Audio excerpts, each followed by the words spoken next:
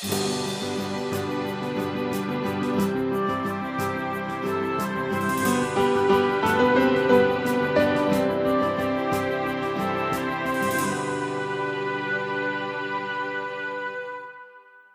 back to The Shepherd's Pie, a slice of hope to raise faithful kids. I'm Tony Kolenc, a professor at Ave Maria School of Law and the author of the medieval young adult series, The Harwood Mysteries.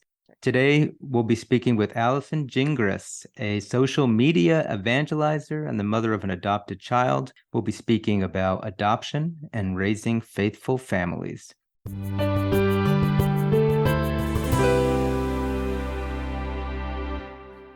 My guest today is Allison Gingras, the founder of reconciletoyou.com, where she shares her faith with relational stories, lots of laughter, and authentic honesty. She's a blogger and the author of several popular books. She's also a podcaster, a social media evangelizer. Her writing includes Encountering Signs of Faith and the Stay Connected Journals for Women. In addition to all that, she's a digital media specialist for Family Rosary and the Fall River Diocese. Allison, welcome to The Shepherd's Pie. Thank you so much, Tony, for having me on. So you have got a lot of things going on in your background and in your life. Tell us a little bit about what you're doing, maybe how you got started into this business of being a social media evangelizer and very successful author. Well, I think I should probably start my bio with I'm a professional multitasker. I really do love being able to do so many different things. I've been super blessed in my life professionally. I was actually a paralegal. And then when my first son was born prematurely, I went into childcare. And then because I can't just do anything simply, I actually went and got my master's degree and was an adjunct professor teaching early childhood education, became a professional in the area of attention deficit hyperactivity disorder, because I realized that not only did my son have that, but I as well. Then we decided to adopt. And when we decided to do an adoption, and it was not a fertility situation, honestly, it was this idea that I wanted to just bring a child into my home that needed one. And we were led to adopt from China. But I just saw this an opportunity as for a career shift, because I didn't want to have her have to share me after sharing parenting with so many people. She wasn't in an orphanage. She was in a foster home. I just started looking at what could I do? What is needed? What skills do I have? I think everybody at some point kind of does that. Like, what skills do I have and how can I use them? And I really saw social media is a good, like there's so much good to it, but many of us lacked the skills to use it for good, to bring faith to the world, to share our stories. And it was actually my daughter's adoption story that I wanted to get out there.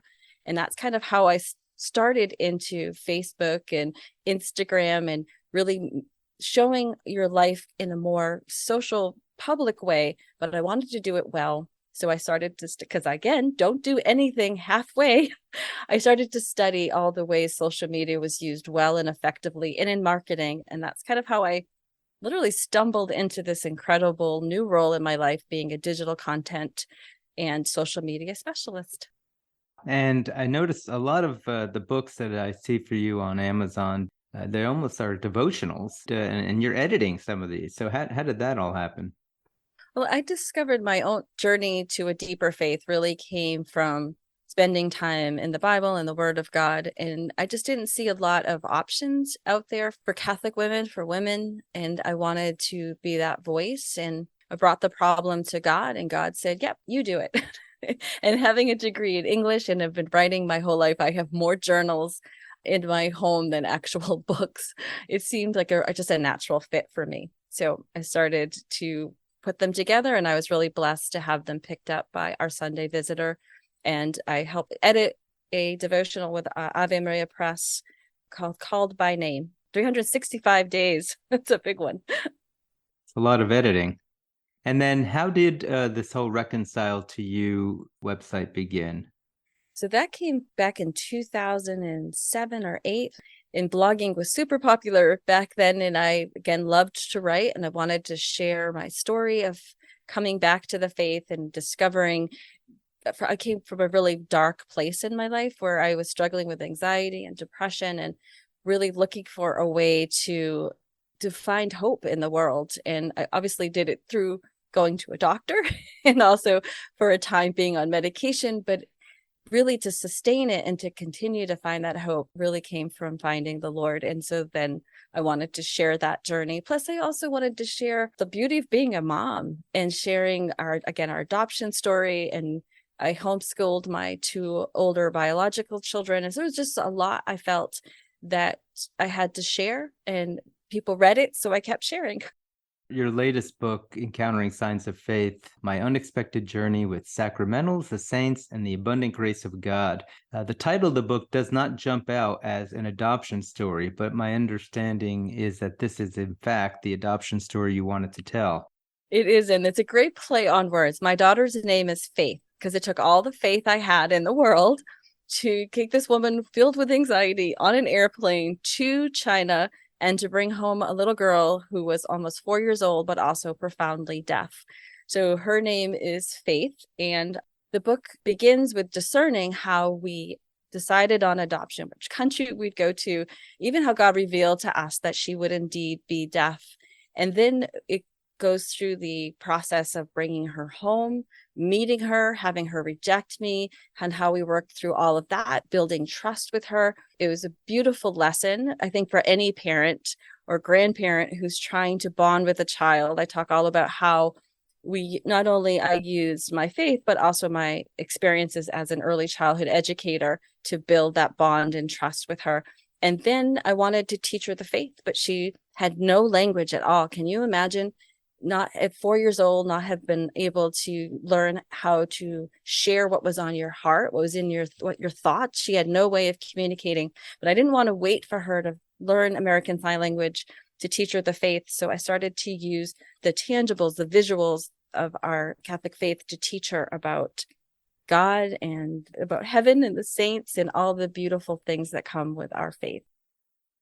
Bringing her into your home and trying to build trust. I'm assuming this is actually something that is probably a common experience where kids are adopted, especially if they're older, into a family. Can you address that a little bit? How does a family build trust with a child who's adopted into their home?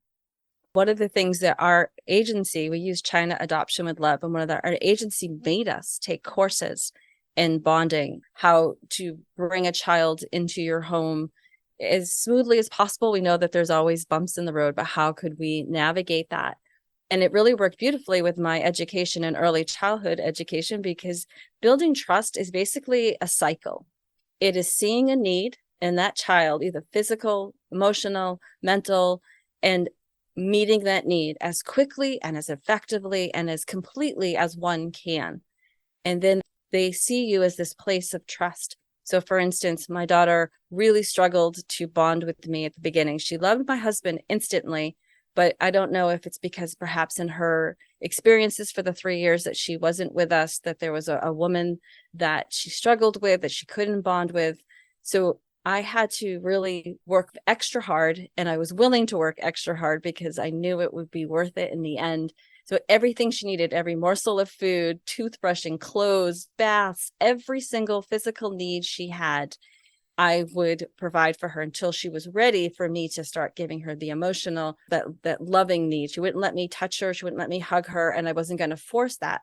In the meantime, I just made sure she knew I was a safe person she could rely on, who would provide the things that she needed. And over time, it actually didn't even take that long. I was very, very blessed that within about 2 weeks, she started to see me as that person and allowed me to then, she'd sit on my lap. I couldn't put my arms around her, but she'd sit on my lap, and just being patient with that process. But knowing that all trust is built in the same cycle. We have a need, it is met quickly and efficiently and as completely as possible. And then there's a contentment, and we kind of continue through that cycle. Now that must have been tough, though, to work through, some of the emotions that I would imagine you as a new mom at that time would have had. Any advice on, how families can work through that kind of internal dialogue when you're being rejected? I think looking at the child and understanding this is a tough lesson, but it's not about you. And that's something I had to understand very deeply. what was happening wasn't about me. The child didn't even know me. She wasn't rejecting who I was. It was a process that her little brain had to go through. Like, she's being taken from the only life she knows and placed with complete strangers. Like, we had pictures of her, and she was supposed to have pictures of us, but she didn't know us. She didn't understand what was happening. Allowing myself to see this wasn't about me. This is a really hard thing for her. And that everything was about, how can I help my daughter through this process? That helped me mentally. I mean, of course, I cried at first and I kind of railed against God. Like, you brought us here and you gave us all of this, all these signs that this is what we were supposed to do. And this is what we have. Luckily, also, our agency was really beautifully organized. And we had with us a doctor on the trip who, he said, this is super normal. This is natural behavior, that the child will attach to one parent, but it might take a while to attach to other people in the family, because there's a lot they have to process. And I think we're understanding that is really the key to how families can navigate that difficult time. What about God in this? Like, you talked about that you really felt called to adopt. Maybe you talk about that a little bit. What were the signs that you saw in your own life, and that people, I don't know if it's a common occurrence when people adopt, some of these feelings they might have? The foundation for all of this was having this really great prayer life, which I don't say was like perfect prayer life, but spending time in prayer and conversation with God, so that I was prepared to hear what he had for me to do. Like, I feel like if you're breathing, God has a plan for you, and we just have to be open to whatever that is. And it came kind of as this little nudge of adoption. Like, we had had 2 children, they were both premature, and I still wanted to add to the family, but I was open to however God wanted to do it. And adoption had been something I thought about many years ago when I was a kid, but I hadn't thought about in a long time as an adult. But this started to come back to me, this nudge. And so I just asked the Lord just to guide the process. Like, I don't know, like, where do I get this child from? You've seen my bank account, Lord. How are we going to pay for it? How will I know which child is mine? That was my biggest fear, because having given birth, you give birth, you know which child God intended for you. But when you're adopting, there can be lots of choices. So I was very nervous about making sure I made the right decision according to God's plan.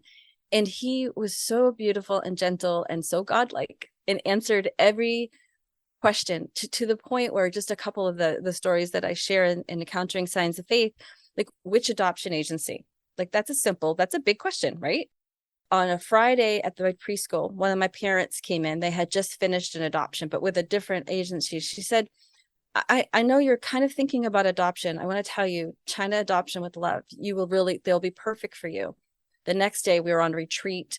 The person on retreat with us came up and said, I heard you talking a little bit about adoption. Can I recommend China Adoption with Love? It's adoption for dummies. Like, okay. And then Sunday, like 3 days in a row, I was helping with the choir at church, and these 3 young ladies who played Chinese dulcimers told me they were doing a fundraising concert for, you guessed it, China Adoption with Love. And I was like, oh my goodness, God, you're so good. He left nothing, even to the point of standing in mass just the day before we were going to sign all the paperwork. And I'm like, Lord, are you sure? Like, my 2 boys are like under the seat and crawling all over the place and being disruptive. I'm like, Lord, you've seen how great a job I've done with these 2. Not like, why would you send me more kids? And just as I'm having this argument with him in my head, the deacon says during the prayer of the faithful, may all the orphans of the world find good homes. It was just goosebumps, right? Like, it was crazy. And it wasn't that God was doing this because I'm this Jesus freak, but because I'm his beloved, and we're all his beloved. And when we pray, he promises to answer, ask, seek, knock, and he will respond. He will tell you. And he really, in spades, did that for us during this adoption process. That's pretty cool. So you mentioned your 2 boys that you already had. Maybe talk a little bit about what it's like bringing an adopted child into a family where you have other children, and how you can help those children accept the child and really integrate the child into the family. Another wonderful question. My sons were Well, they were 7 and 10 when we started the process, 10 and 13 before she actually came home. Adoption can be a very long process, especially for an adoption in China specifically. It took a lot of conversation. Most adoption agencies will tell you to adopt in birth order, not to go out of birth order. There's some strong arguments and research done to keep in order. So they were older, so we were bringing in this baby. It was so funny. I really wanted a baby. And I was like, I want this do-over, God. I want to do it over. And then we found out she was going to be 3, which God had revealed to me in prayer. And I found out my older son had been praying for a toddler because he didn't want to be that age difference to be so large. He wanted to have time and be able to spend with her. So I thought that was really sweet how he could see God answering his prayer while he was answering ours and Faithy's as well. It was just a lot of conversations, really showing them the pictures that we had, talking about why we were doing this, why we felt called to it, asking them questions, letting them express their feelings. My older one was 100% on board, thrilled to pieces.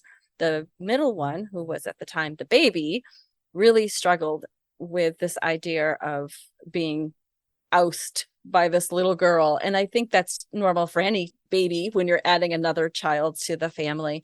And it's really all about conversation, letting people express their thoughts, not feeling that you're failing in some way when your child is not as thrilled as you are about this great thing that God is asking you to do, or about this new chapter in your life, and just allowing them to express those feelings, doing whatever you can to help them be more comfortable with it. And just like us, the minute they saw her, they were both madly in love with her, and it was really precious. But we had, again, 3 years to prepare for it. Not everybody usually get 9 months for that, right? So again, conversation and letting people express how they feel, I think, is the best way to go about that.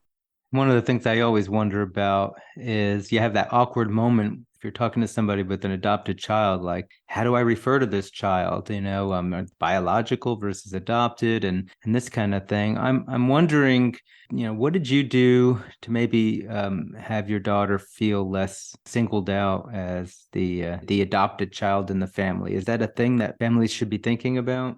Well, in our case, because we are different ethnicities, it's kind of obvious that she's adopted. And I think that's beautiful. I love that witness, that it's a pro-life issue. Like, I don't think people look at adoption as this pro-life side of it, like being an adoptive parent. And I also really, truly feel that mothers who give their children for adoption are heroes. It's such a difficult decision. And it just moves me to tears when I think about how strong and how beautiful that is, to want that child to have a life and have it abundantly if they're not able to offer that themselves. So we didn't really, I just call her my daughter. I don't say she's my adopted daughter, but when people ask, I'm happy to give them all the details they want and talk about adoption as much as they want. People are usually pretty kind about it. People will say things like, well, it's good that you had children of your own before adopting. And that just breaks my heart. I wish people would understand that this is my child. God gave her to me.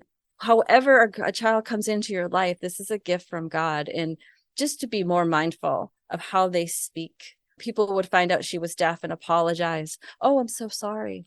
Or they thought perhaps we were duped. Did you get to China and they swapped her with a deaf child?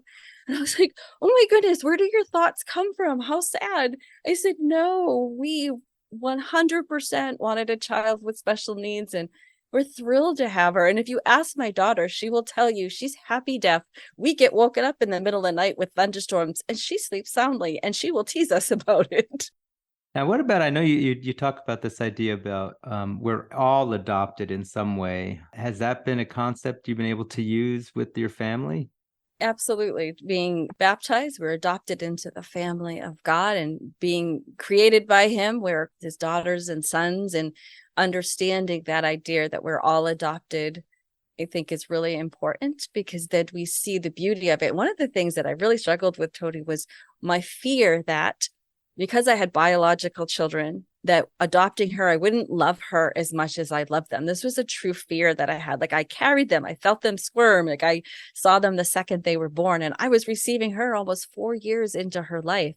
And it wasn't even a moment. It wasn't even a second of an issue. The minute I saw her I just knew.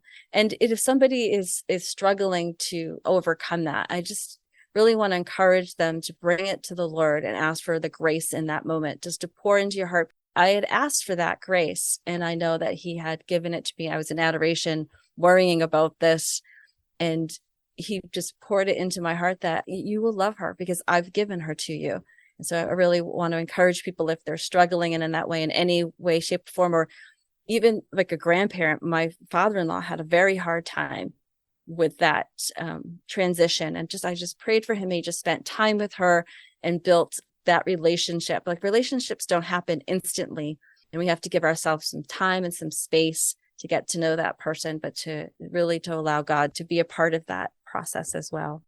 You talk about in your book raising your adopted child in the faith, especially the fact that she had special needs. What are some things that families can do to, raise an adopted child in the faith, especially if they're coming from a different culture where maybe that's not the majority faith in that nation even? Let them go at their pace. I really felt like we had some struggles with faith in Mass at the beginning, and just didn't understand what was happening. And I wanted so badly for her to love church, and I had to step back again and let her go at her pace.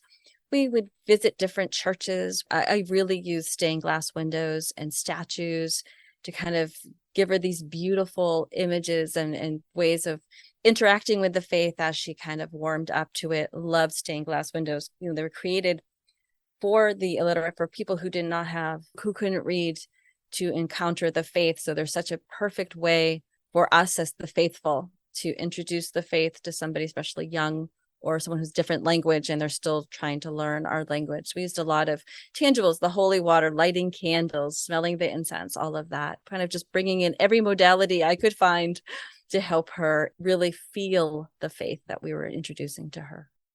And so how do you address that in this book? Because it sounds like a fascinating topic. Maybe talk about how you do it in the book a little bit. Yeah, I go through different devotions of the church. We call them sacramentals. Sacramentals prepare our hearts for grace. They're not outpourings of grace, but they prepare ourselves to receive God's grace and to also learn more, enter deeper into prayer and to practices of our faith. So I go through different ones and just give examples of how we encountered them as a family, but then also give you activities and how you yourself and your family can practice these and really encounter God through them as well. Beautiful. If we've got families out there who have adopted children, whether they be actual children or grandchildren, nieces, nephews, do you have any advice for those folks on this is how you can have that child feel loved and bring them into the faith in their family? Just, first of all, being the witness. I mean, that's the best way we evangelize to anybody, is just how we live the faith, letting them see you pray the rosary, letting them see you read your scriptures, letting them see you have joy going to Mass.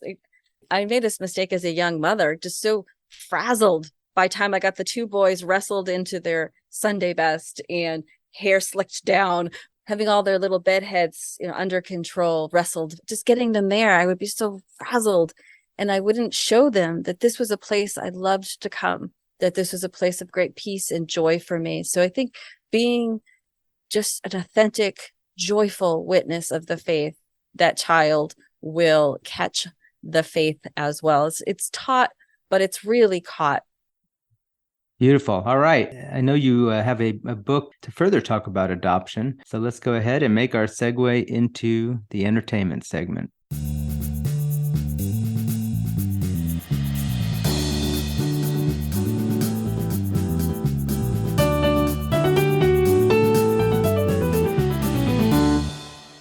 All right, in our entertainment segment, I'd like to ask our guests if they have any books or movies that they would recommend to our listeners, especially on the topic of the day. And Allison, I understand you brought us a good one. Yeah, we have a great book by Jamie Wolfe from the Daughters of St. Paul, Pauline Books and Media, called Adoption, Room for One More. And Jamie really goes through all aspects of it, the preparing to decide, first of all, then every step of the way, like what does paperwork look like? How do we pay for this? Where do we even begin to look? And then she goes into the next part of How do we bring this child home? How do we integrate them into our family? Really, every aspect of the adoption process she covers. And I know that Dr. Ray Grundy also has some really great books on adoption, having adopted several children and being a psychologist as well. And so the audience for Jamie's book, you would say, is mostly families who are getting ready to adopt a child? I think it would be anybody in the adoption continuum, anyone that's in the adoption continuum. Obviously, you would probably skip a few of the first chapters if you've already in the process, but I think you'll find great value in the rest of the book. It's really comprehensive to all of the aspects. So even if you have already brought home the child, there's still something in that book that will be very beneficial to you. Okay, great. And that is called Adoption, Room for One More by Jamie Wolfe. All right, now, if folks want to get a hold of some of your books, especially Encountering Signs of Faith, or just learn more about you and some of your blogging, where would you like them to go? Well, they can go to reconciledtoyou.com, which is my website, and I'm on all social media under that heading as well, Reconcile to You, or you can even look up my name, Allison Gingras. Drink too much gin, you end up on the grass and you lose an S, and that's how you spell that. That may be the most creative way I've ever heard anybody spell their name on the show. So thank you for that. I'm assuming they also can get all your books on Amazon or any of the places they would normally go, or their local Catholic bookstore, maybe.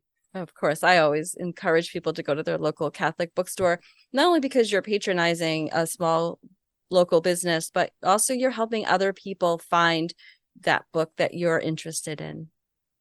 Well, Allison, it has been wonderful having you on the show. Really appreciate what you bring here and your ministry. And I had a lot of fun when you interviewed me on your podcast recently. So it's just great to be able to kind of return the favor, or actually it was a favor to me both ways. But either way, it's been great having you on the show. Thank you so much for having me. This was a pleasure, and I don't get to talk about this adoption subject, which is so dear to my heart very often. So thank you so much for allowing me the opportunity to do so. You are welcome. But that is all the time we have for the show today. We've been speaking with Allison Gingras about adoption and raising faithful families. Again, this is Antony Barone Kolenc. If you have a question for me or a topic you want me to cover, just drop me a line on my website at antonykolenc.com. You can also learn more about my historical fiction series there, The Harwood Mysteries. Until next time, may God bless you and your families as we work together to raise faithful kids.